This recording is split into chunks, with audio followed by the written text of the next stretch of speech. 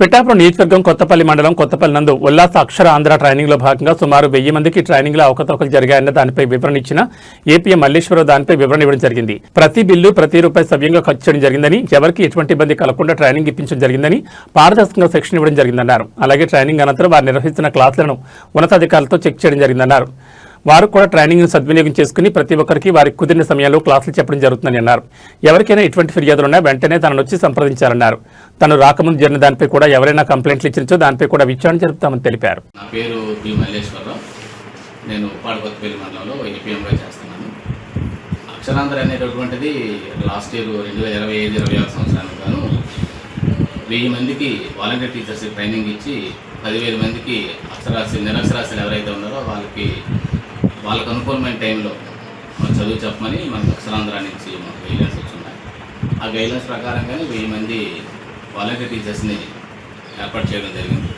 వాళ్ళకి ట్రైనింగ్ నిమిత్తము ఒక్కొక్కరికి 100 రూపాయలు బడ్జెట్ అనేది రావడం జరిగింది. 1000 మందికి 1,00,000 రూపాయలు రావడం జరిగింది. వాళ్ళకి ట్రైనింగ్ ఇచ్చిన రోజు భోజనాలు, టీలు, తర్వాత స్నాక్స్ ఇవ్వడం కోసమే బడ్జెట్ వచ్చింది. ఆ విధంగా మేము ఇక్కడ 1000 మందికి ట్రైనింగ్ ఇచ్చి ట్రైన్ చేసాం. 8 బ్యాచ్లు ట్రైన్ చేసాం.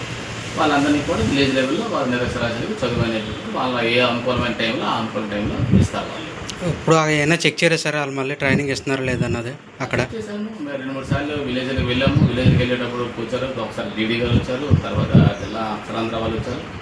వచ్చేటప్పుడు చూసేటప్పుడు 2-3 సెంటర్లు చూసేటప్పుడు వాళ్ళు ఆ టైంకి మధ్యాహ్నం 4 గంటలప్పుడు ఒక టైం లేదా 6:30 అయ్యేటప్పుడు ఆ టైం వాళ్ళకి అనుకూలమైన టైంలో వాళ్ళు చదువు అనేటటువంటి చెప్తుంటారు. ఇది నేను ఇవ్వాల్సినటువంటి క్లారిఫికేషన్.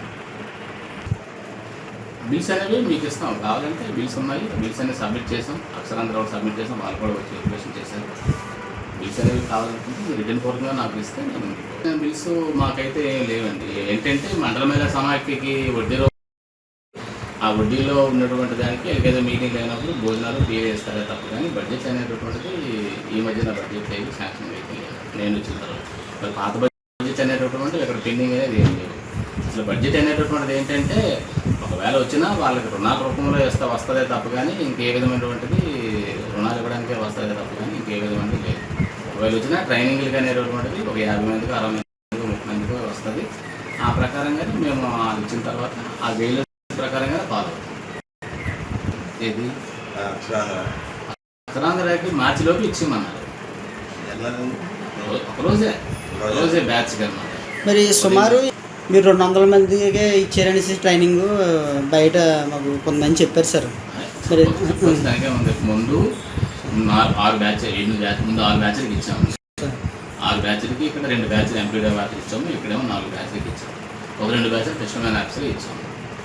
అది మేము ఫస్ట్ 2 బ్యాచ్లు ఇచ్చాము ఎంపీడీ వాట్స్.